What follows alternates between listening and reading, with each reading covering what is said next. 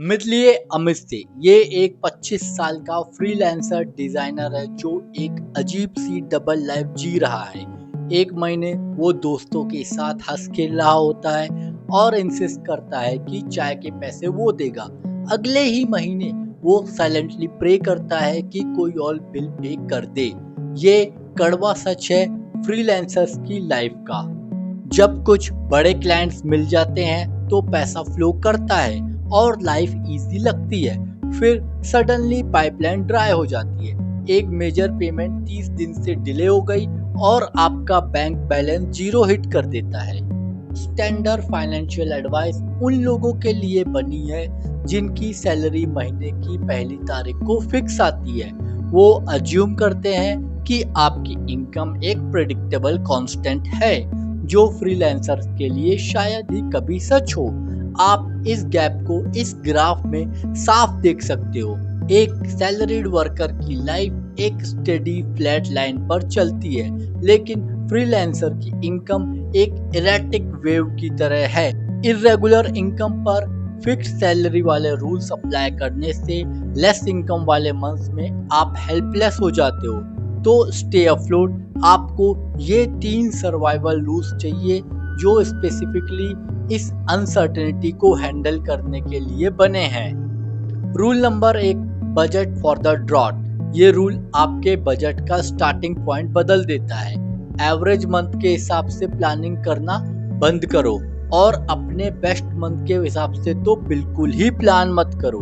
अपने पिछले 12 महीनों की इनकम देखो और सबसे लोवेस्ट पॉइंट को फाइंड करो, और अगर उसमें आपका वर्स्ट मंथ 20,000 रुपए का था तो वही नंबर अब आपकी रियल सैलरी है। आपका रेंट, ग्रोसरीज और बिल्स इसी 20,000 रुपए के बॉक्स के अंदर फिट होने चाहिए। हाई अर्निंग मंथ्स को देखने का नजरिया बदल जाता है। जब आप 60,000 कमाते हो तो वो कोई रेज नहीं है, वो एक बोनस है। उस बोनस का एक स्पेसिफिक काम है। लाइफस्टाइल स्पेंडिंग के बारे में सोचने से पहले वो पैसे सीधा सेविंग्स में जाने चाहिए। जब आप लो इनकम मंथ के लिए बजट करते हो तो आपको पता होता है कि आपका फ्लोर क्या है। आपने प्रूव कर दिया है कि आप उतने में रह सकते हो, इसलिए स्लो मंथ का पैनिक खत्म हो जाता है। रूल नंबर 2 है अपने और अपने कैश के बीच फिजिकल डिस्टेंस क्रिएट करना। जब एक फ्रीलांसर अपना सारा पैसा एक ही अकाउंट में रखता है तो एक बड़ा इनवॉइस क्लियर होते ही फॉल्स सेंस ऑफ सिक्योरिटी मिल जाती है। हाई बैलेंस देखकर आप वो पैसा खर्च कर देते हो जो एक्चुअली बात के लिए सेव होना चाहिए था। इसके बजाय हर पेमेंट को 3 अलग अकाउंट्स में डिवाइड करो। पहला इमीडिएट नीड, रोज के खर्चे, दूसरा इमरजेंसी फंड और तीसरा लॉन्ग टर्म इन्वेस्टमेंट।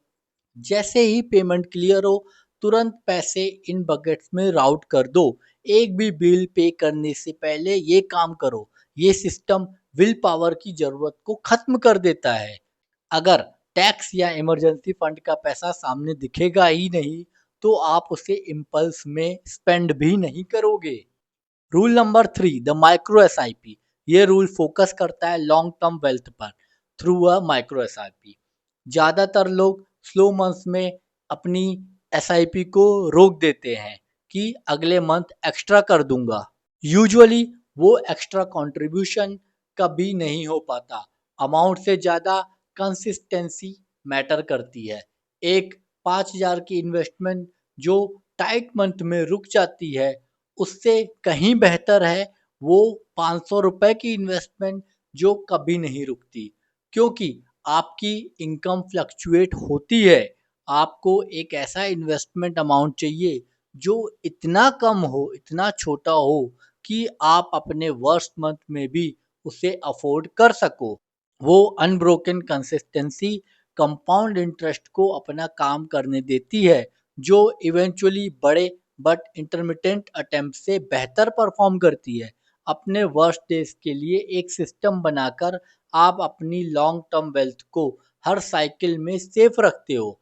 इस सिस्टम के साथ डिलेड पेमेंट या स्लो मंथ अब कोई इमोशनल क्राइसिस नहीं है।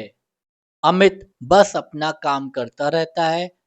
लोग फ्रीलांसिंग फ्रीडम के लिए करते हैं, लेकिन वो फ्रीडम तब तक एग्जिस्ट नहीं करती जब तक आपको हर वक्त अगले महीने के रेंट के लिए स्ट्रेस हो।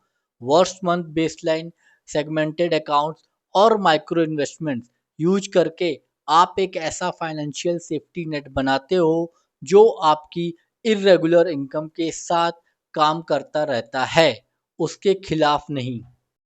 असली क्रिएटिव फ्रीडम तब शुरू होती है जब आपका सर्वाइवल ऑटोमेटेड हो। अगर आप अपने फाइनेंसेस फिक्स करने के लिए रेडी है तो सब्सक्राइब करें ताकि आप हमारा अगला ब्रेकडाउन मिस ना करें।